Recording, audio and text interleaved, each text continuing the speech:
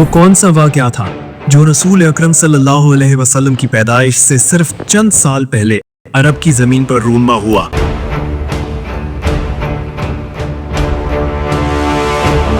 एक ऐसा वाक़या जिसने दुनिया को हिला कर रख दिया।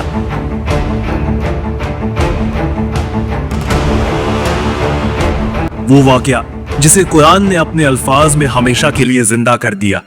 ये वाक़या है असहाबुल फील का, हाथियों का लश्कर, जो काबा को मिटाने के इरादे से मक्का की तरफ बढ़ा। चले वक्त के पहिए को पीछे घुमाते हैं। ये 5वीं सदी ईस्वी का जमाना था। यमन पर एक जालिम बादशाह की हुकूमत थी। तारीख कहती है उसका नाम था ज़ुनवास। वो मजहब के नाम पर खून बहाने वाला शख्स था।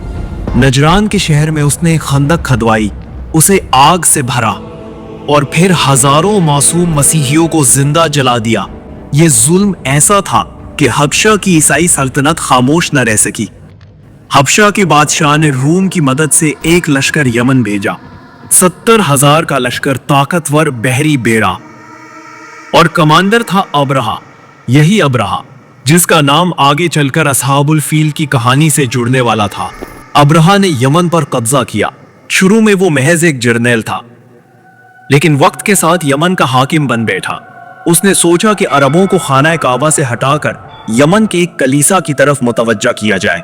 सना में उसने एक अजीम कलीसा तामीर करवाया। सोने, चांदी और जवाहरात से आरास्ता वो इमारत उस जमाने की शान थी। अब्रहा चाहता था कि अरब लोग हज के लिए मक्का न जाए, बल्कि उसके कलीसा को मरकज माने। मगर अरब खाना काबा से अपनी जानों से बढ़कर मोहब्बत करते थे। जब यह खबर फैली कि अब्रहा काबा की तौहीन चाहता है, तो बनु किनाना के एक शख्स ने कलीसा को नापाक कर दिया। यह खबर अब्रहा के गुरूर को आग लगा गई। उसने ऐलान किया, मैं खाना काबा को मिटा डालूंगा। 60,000 का लश्कर तैयार हुआ। 12 अजीम हाथी साथ लाए गए, और सबसे बड़ा हाथी महमूद, जिस पर खुद अब्रहा सवार होता। ये लश्कर अरब के रेगिस्तानों को रोंता हुआ मक्का की तरफ बढ़ा। जिस तरफ से गुजरता, खौफ और दहशत छा जाती। कबाइल में हलचल मच गई, मगर कोई ताकत उन्हें रोक न सकी। जब ये लश्कर मक्का के करीब पहुंचा, तो कुरैश के सरदार अब्दुल मुत्तलिब अब्रहा के खैमे में गए। अब्रहा ने पूछा, तुम अपने माबूद के घर की फिक्र करने आए हो? अब्दुल मुत्तलिब ने जवाब दिया, नहीं, मैं अपने ऊँटों के लिए आया हूँ। वो मेरे हैं, इसलिए उनकी फिक्र है, और खाना काबा उसका एक रब है। वो खुद अपने घर की हिफाजत करेगा। ये अल्फाज अब्रहा के लिए नाकाबिले यकीन थे, लेकिन अब्दुल मुत्तलिब के चेहरे पर ऐसा सुकून था जैसे वो जानते हों कि कुछ गैर मामूली होने वाला है। अगले दिन लश्कर काबा की तरफ बढ़ा, मगर अजब बात हुई। सबसे बड़ा हाथी महमूद जमीन पर बैठ गया। उसे आगे बढ़ाने की हर कोशिश नाकाम हो गई। कोड़े मारे गए, लोहे के कांटे डाले गए, लेकिन वो जरा ना हिला। फिर क्या हुआ? कुरान हमें बताता है, अचानक आसमान पर काले बादलों की तरह परिंदों के झुंड नमूदार हुए।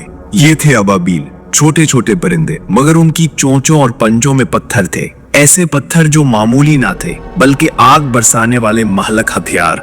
वो परिंदे लश्कर पर टूट पड़े। जिस सिपाही पर भी पत्थर गिरता, उसका जिस्म चीर डालता। फौज भागने लगी, लेकिन हर तरफ मौत ही मौत थी। 60,000 का लश्कर लम्हों में खाए हुए भूसे की तरह बिखर गया। अब्रहा भी शदीद जख्मी हुआ और जिल्लत के साथ यमन वापस लौटा। सूरत अल फील में अल्लाह ताला फरमाता है, क्या तुमने नहीं देखा कि तुम्हारे रब ने हाथी वालों के साथ क्या किया? उसने उनकी चाल को बर्बाद कर दिया और उन पर परिंदों के झुंड भेजे जो उन्हें कंकरियां मारते थे, और उन्हें खाए हुए भूसे की तरह कर दिया। सदियों तक ये सवाल उठता रहा, आखिर ये परिंदे कौन थे? क्या वो आम परिंदे थे या कोई खुदाई लश्कर? आज के दौर में साइंसदान कहते हैं, हो सकता है वो पत्थर महलक वायरस या कीमियाई जहरीले जर्रात थे। कुछ मुहक्किकीन कहते हैं कि वो आतिश फिशानी लावा के जर्रात हो सकते हैं, और कुछ का मानना है कि वो किसी और जहान की मखलूक थी जो एक मिशन के लिए भेजी गई। मगर एक बात तय है, ये वाकया एक मौजिज़ा था, एक ऐलान था कि काबा का रब खुद अपने घर का मुहाफिज है। ये वाकया हुजूर अकरम सल्लल्लाहु अलैहि वसल्लम की विलादत से चंद साल पहले का है। जैसे रब ने अपने घर को बचाया, वैसे ही आने वाले वक्त में भी वो अपने दीन को बचाएगा। जब फितने बढ़ेंगे, जब दज्जाल का ज़हूर होगा, जब आखिरी जंगें होंगी तो अल्लाह अपने वादे को पूरा करेगा।